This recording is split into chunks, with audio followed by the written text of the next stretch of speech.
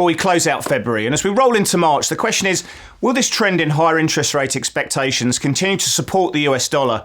Will equity markets continue to grind lower, or is volatility about to make a sharp comeback? We assess all these factors in the trade-off.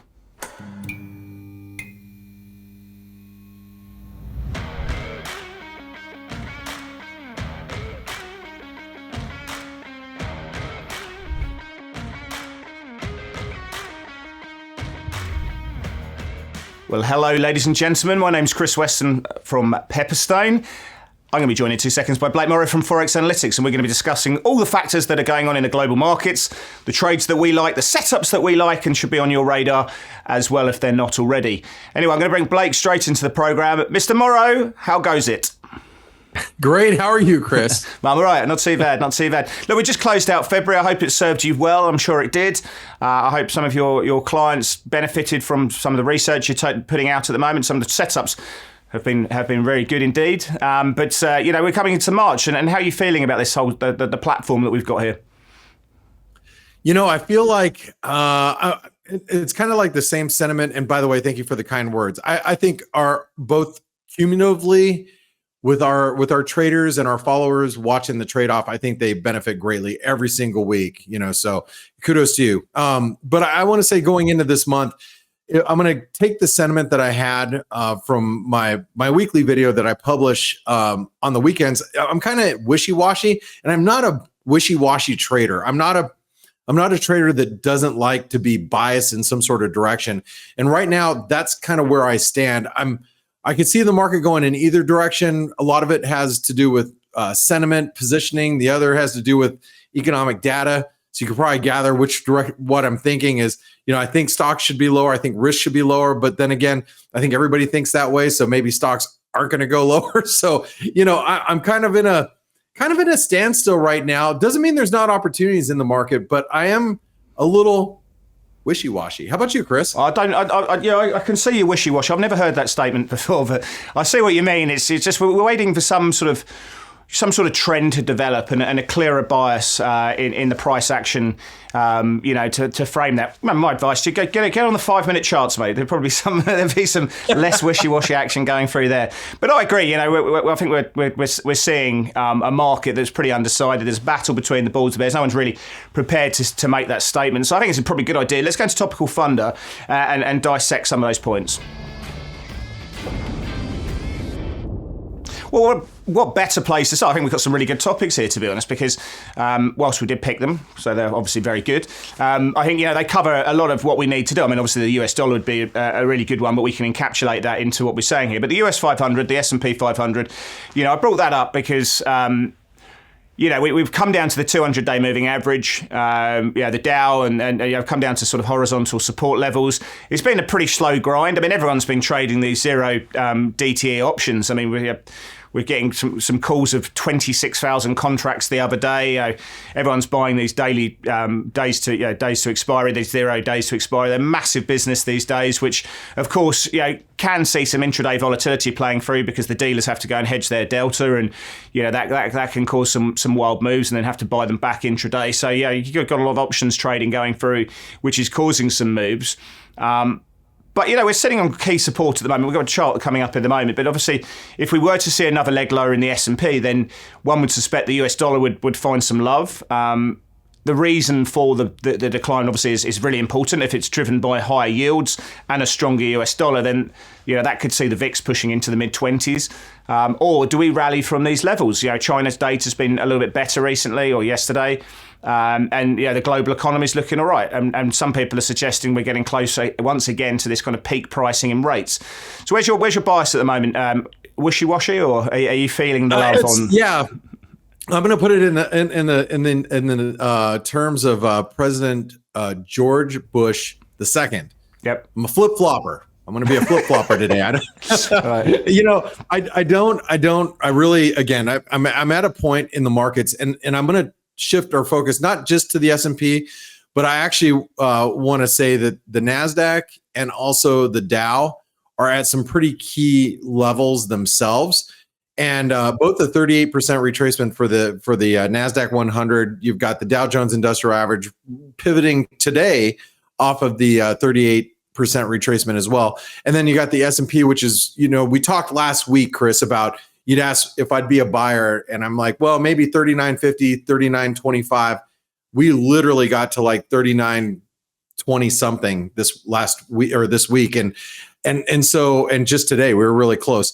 So we're at such pivotal levels. I do think that the risk is defined if you want to be long, but I'm going to go back to the old saying, Chris. It's okay to be wrong if you are wrong. It's not okay to stay wrong. That's right. And, I agree. But do you know the other thing is so we trade what we see, right? We trade the tape, we trade the price action, we react to moves. But if you think about the investment community, the buy side who are putting money to work, I mean, in the equity market, people are mandated to buy. But why would you be buying now? I mean, earnings are coming down. Growth's under question. You've got rates pushing higher. You've got optionality. 12-month, 6-month Treasury bills are giving you 5%. You've got to beat that. So, and with all the data that's coming through in March, is there enough conviction to really to pile back into equities? I think there's a bit of a buyer's strike going on at the moment, and that's seeing these markets just fall under own weight of sellers at the moment. So what's the big catalyst to buy is the question there. Well, right, and so I'm going to take us right into our next topic, Chris, into yields, because this is the one thing, and the bond market is the one thing that really has me questioning what in the hell is going on in the stock market, because when you have bonds going the way that they're going, you got 10-year yields that just hit a new trend high, and you got bonds slumping. At what point do they become a value proposition as stocks are coming down? And going back to your last topic, talking about price action, if I was a buyer of equities and they're not really bouncing, so they got down to the value place that we talked about last week, where we're like, okay, this might be an area where you want to buy stocks. If you're buying stocks and you're not getting paid to own stocks, you probably are starting to get nervous. And then you start looking at things like the bond market. I mean, what is with the bond market at these levels right now? And yields are as high as they are, especially on the 10-year. You could go across the curve though, and you're seeing some of the longer end, moving higher. What are your thoughts about the bond market here? And are they a value proposition? I think, when we had QE and we had balance sheet expansion and zero interest rates, the central banks pushed us out the risk curve. We went into memes, we went into junk, into crypto, all this kind of stuff. We took risk, right? And capital appreciation in the name of the game. You're an investor now. You've got choice. You can get, as I say, you can get 5% on a 6-month US T-bill effectively, and you've got a risk-free asset there. I know the debt ceiling could potentially change that, but you're going to get paid either way. But you've got that. So equities have to beat 5% to get past the risk-free rate. So that's a headwind, right? You've got QT coming through. Apple's falling. All the growth stocks are not finding any love. There's no real capital appreciation. It's difficult to do so. So you've got that choice in the bond market now. People have been trying to say, look, we've got peak pricing. I'm a victim of this myself. We've got peak pricing in the rates market, and therefore 2 and 5 year Treasury bill government bonds, are fairly cheap at the moment. The yields are pretty high, and then they keep going up, right? So it's been a tough trade to go and buy bonds. I mean, you've got the terminal price now in Fed funds at 5.50 for September. That's the peak pricing, and therefore you've seen 2-year Treasuries making a new high. You've got 5-year Treasuries making a new cycle high. You talked about the 10-year. We're pushing 4% at the moment, but it keeps going up. But it's the rate of change I think is really important for equities. If we were to see a higher rate of change, I don't see that, but if we were to see that, then I think the equity market takes another leg lower. But it's a steady grinding. Can I ask you a question? If the equity market took a leg lower, would you be a buyer of bonds, or would you be a buyer of the dollar? Because you're not gonna win on both. If the reason why the equity market's going down is because the net present value of the equity market's going down, the intrinsic value of the market's going down because bond yields are going up, then I'm a buyer of dollars every day of the week, right? If the equity market's going down because of growth concerns in the global economy, then bonds are probably going to fall. And that depends if the growth concerns out of the US, then I'd probably go and buy the Swiss franc or the Japanese yen. So it's the reason why the equity markets is falling is obviously the reason why you're doing that. Yeah. So great answer. Thanks, mate. I want to talk about the global economy because China is obviously really at the epicenter. We've seen, if anyone who's been watching the Hang Seng or the H shares, any of the Chinese equity markets, or even dollar CNH, the offshore yuan, you have seen a situation where those equity markets have been grinding lower. I think since February the 6th or so. And yesterday we saw a really, really strong services PMI number and manufacturing number. Look, it's a diffusion index, and you're measuring how our activity was relative to last month. Of course, last month we had Lunar New Year, so you'd imagine that you're going to see a bit of a rebound. But it was the highest, I think, for February in a decade or so. And what matters most is how the market reacted. We saw a 5% move higher in the H shares. The Hang Seng went for it. Volumes were okay. Good flow into the Chinese market through the Connect. And people are saying now, is this the trend of better data? The PBOC and the Chinese government are obviously going to come out and say, we did the right thing in closing down the economy. We've saved lives. And we reopened it in such a manner that the economy is now going to flourish. But we're seeing that in the data. But obviously, one series doesn't necessarily mean it's going to continue. But how are you trading the Chinese markets now? Are you buying yuans? Would you be looking to cover shorts in Chinese equities, Chinese indices? Would you be longs? How would you play that now? First of all, let me just state, as a North American trader, I don't really trade Chinese narratives too much. However, if I did, what I would be doing is I would be fading this move. And the reason why I say that is just because they put balloons over my country. I don't believe China's data. I'm joking. I'm so joking right now. So joking. But no, jokes aside, keeping it lively, folks. But jokes aside, I think that the Chinese reopening has been such a factored into the price move. I know last night's data was a bit of a surprise. I saw copper rally. I saw the move in the CNH. Even some of the Chinese markets recovered, but they're entrenched in pretty steep downtrends. Yeah. So if I was a trader of these themes, I would actually be fading into that in Asian trade today. Actually, is probably where I'd be looking. Yep. You look at the Aussie dollar, has not been very responsive.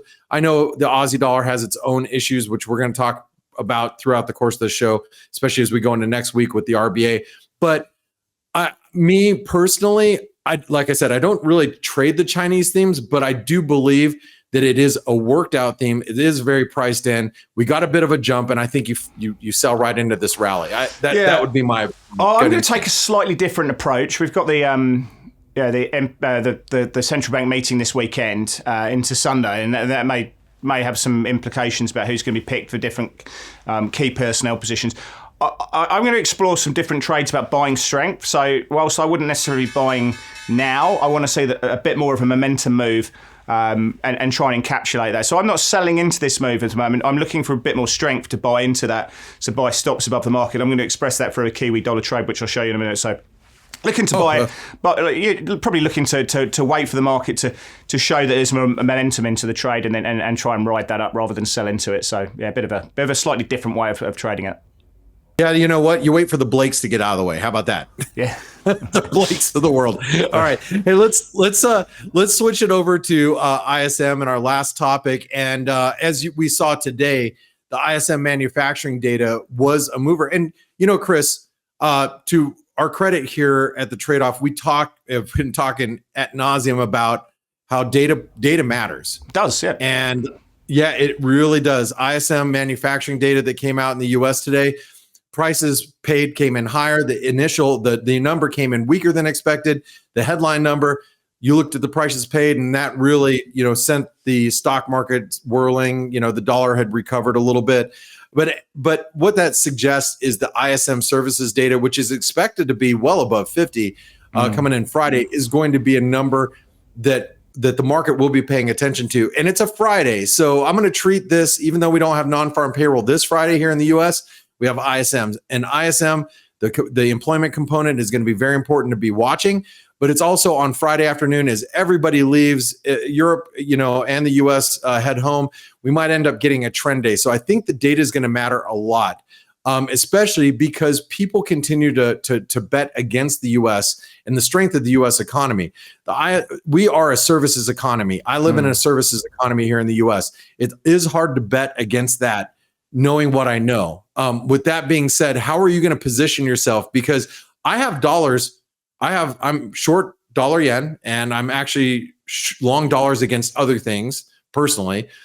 I don't know if I'm going to be that way going into Friday, but how are you going to position yourself for the ISM data, Chris? Yeah, I see the risks two ways. The market's looking for 54.5 on the diffusion index, so it's still good growth. It's slightly slower than what we saw in the prior month, but yeah, look, I don't expect a massive reaction. It depends on the magnitude of the beat or the miss relative to expectations, obviously.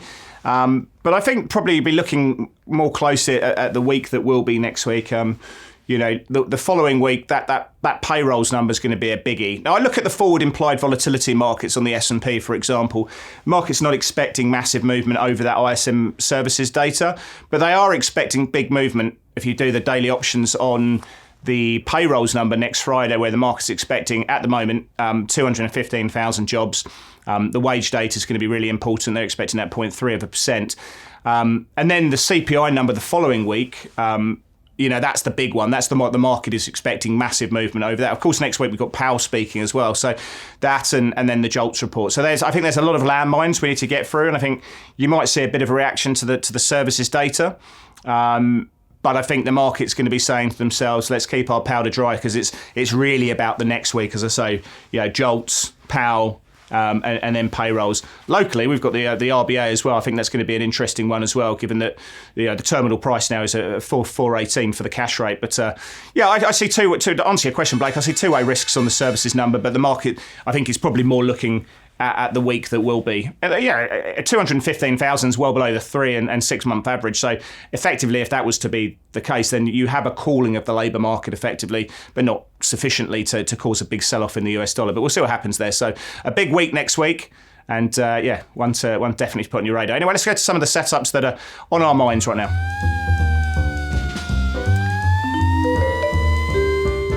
Yeah, I've got a couple of setups. They'll probably look very much exactly the same. They'll sort of very quite correlated, to be fair. Hong Kong, the Kiwi dollar and gold, they'll look very Chinese-centric, I suppose. But let's have a look at that Hong Kong market there. We've got to bounce off the 200-day moving average. We sort of came into that cluster of that consolidation zone that we saw back in December. Didn't quite pull off a bullish outside day reversal, didn't need to. But you can see there that wave of buying that's taken place on the back of the better data that we've been seeing, some of the better liquidity coming through. Haven't necessarily got a buy signal there. I'd like to see some of those short-term moving averages, the 3 crossing the 8-day. But I like that rate of change. Can it build? We'll have to see. That's something you're suggesting that you're going to be looking to sell into. We've got that 38.2 retracement just shy of 21,000.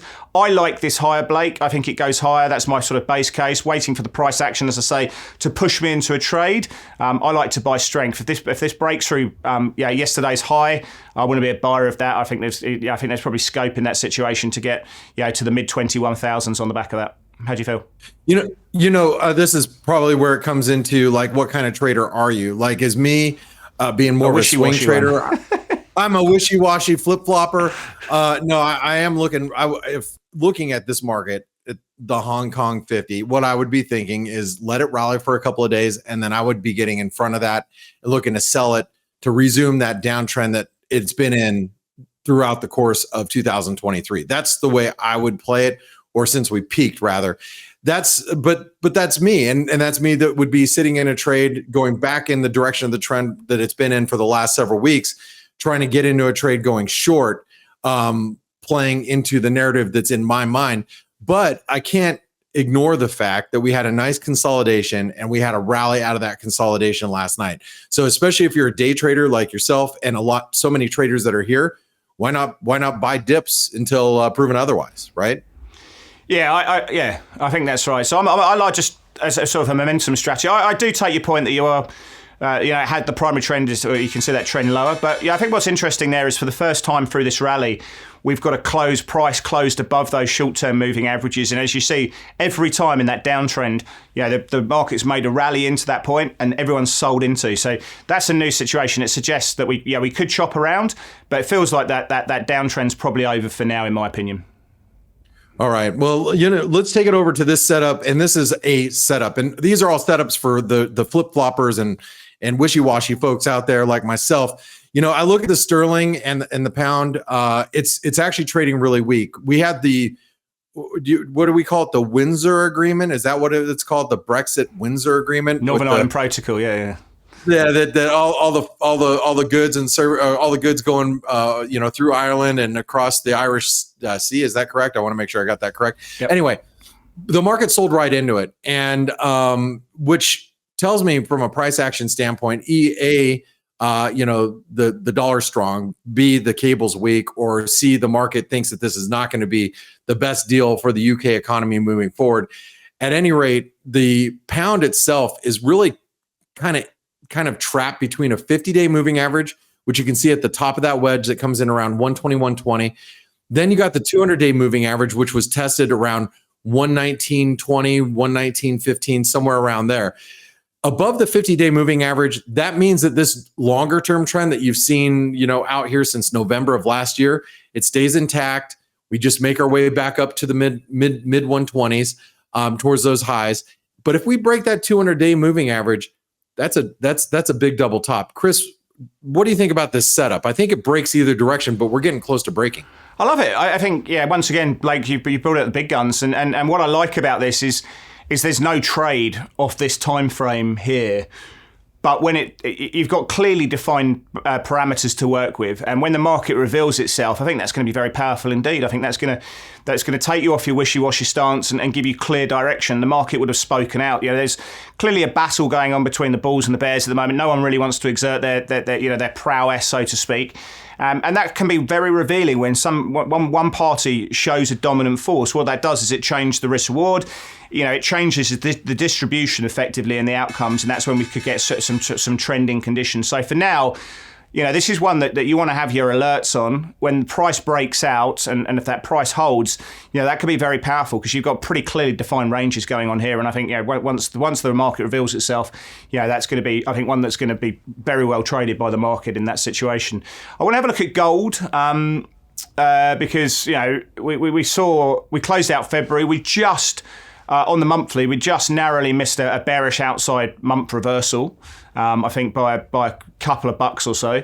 But what we've actually saw yesterday is actually a bullish outside day reversal. So price traded below the prior day's bars low, closed firmly above that, and what we've then seen is a higher high coming through. So you've got that momentum move, as you can see from that red horizontal line where price has broken through. Now we've got a bit of resistance coming around 1646. The market needs to break through that level, and I think this sort of comes into the strategy that I talked about with the HK50, with the Hang Seng, effectively, where you want to buy strength, and a body in motion stays in motion, strength begets strength, and I think that's the way I want to play gold as well. Now a lot of that's going to be down to the US dollar. A lot of it's going to be down to what happens in nominal and real rates. But from a price action perspective, we've got that bullish outside day reversal. We've got the higher high. It's not particularly convincing. I would like it to close on its highs. And we've got a bit of resistance around 1646. But it breaks those levels. I'm a buyer into strength. How are you seeing the gold market here, Blake? Well, you brought up a couple levels that you said 1846, and I was actually happened to be looking at 1848, which is the level spot that I was looking at. Yeah. That 1860 is kind of my line in the sand. When I trade, Chris, I like to have a line in the sand. That means that line shouldn't be crossed, and if it's crossed, whatever position I'm in, I need to think twice about it. So I kind of look at the market always with a line of sand, and that is at 1860 for me, meaning it's bearish until we get back above that. We get back above that. If anybody's bearish, I don't think they want to be bearish anymore. So I also, and you can't see it drawn out here, but I think I've brought it up. It had a bear flag pattern.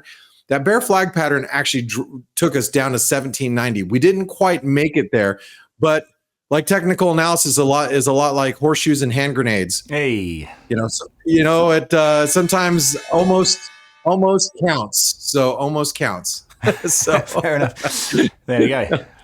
Horseshoes and hand grenades. Always remember that. All right. Yeah. So the chart I'm going to bring up for you next is going to be the Dow, and this is the Dow 30. And I said first line of defense for the bulls, but it also could be maybe the second line of defense is right below it. So as I was mentioning a little bit earlier, we're looking at the Dow, and this is a setup. I think it's a setup for either bulls or bears. As long as we stay above the 200-day moving average, and as long as we stay above this, 32,400 level, that's the 38% retracement, roughly. Depending on what you're looking at in the Dow, but it's going to be right around there. As long as we stay above that level, I think you can play long and buy dips as long as it's below that. But there's your line in the sand. The line in the sand below the 38% retracement, especially below that 200-day moving average, things get a little bit dicier for the bulls. So if you're looking to be a bear, I think that is where you start to, step on potential shorts. Again, flip-floppy, wishy-washy, but it's a setup. So What do you think? Well, I mean, the similar situation as we got with the US 500, the S&P 500, the market's at obviously a clearly defined juncture here. The difference, what's important, when you look at index composition, the biggest stock in the Dow is United Health, right? And because it's got a high price, this is why the Dow to me is a monkey market, because it's a price weighted market like the Nikkei. But you've got the United Health, which has a 10% weight on the market. This is when the market goes up. That's why the Nasdaq will outperform, because its biggest stock in the Dow is a healthcare stock, which has a very low beta to the index. So when the market's, when you get a situation where you get a risk off, the Dow typically outperforms. It falls less because it's got, that highest composition. And so for me, that's why we'll see a lot more people buying and trading the Hong Kong market or the Nasdaq, because it's that higher beta market. But this is a similar situation. You've got clearly defined support here. Does it bounce? Does it fall? Again, like we saw in the pound, wait for the market to reveal itself, and I think that will set up a new bias, because we're clearly at support levels at the moment. Maybe get a few scalps out of this right now, but from a swing position in your world, then you're waiting for the market to reveal itself and go along for the trend, should we say? Anyway, let's go to play of the day. Let's see what's on our mind.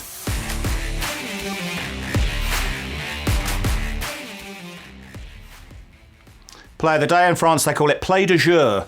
Last week I called Aussie dollar. Actually, did fairly well on that one. I think that the Aussie was one of the big fallers last week. So that's been pretty good. I've closed that position, and I'm actually looking at Kiwi dollar on the long side now.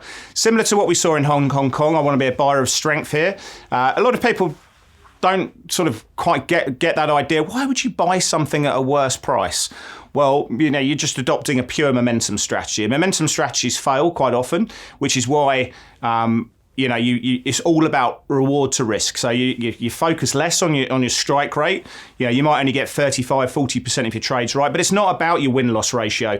It's about the risk to reward on these trades. So you're buying strong and you're looking to sell it at a stronger level. So the Kiwi dollar, you can see that horizontal resistance level. I'm a buyer through that level, especially on a close, and I want to just hold it, and then you put a mechanical stop on the trade. Wait for price to close back below the 5-day moving average, or using a 3-8-day crossover, something that keeps you in the trade. But I want to be a buyer of strength. And I think this is also a really good play on China. As we saw the Hong Kong market rally yesterday, the Kiwi dollar was the best performer. Obviously, the Aussie dollar could have done quite well, but we've got some of the data in the CPI numbers suggest that inflation's peaked.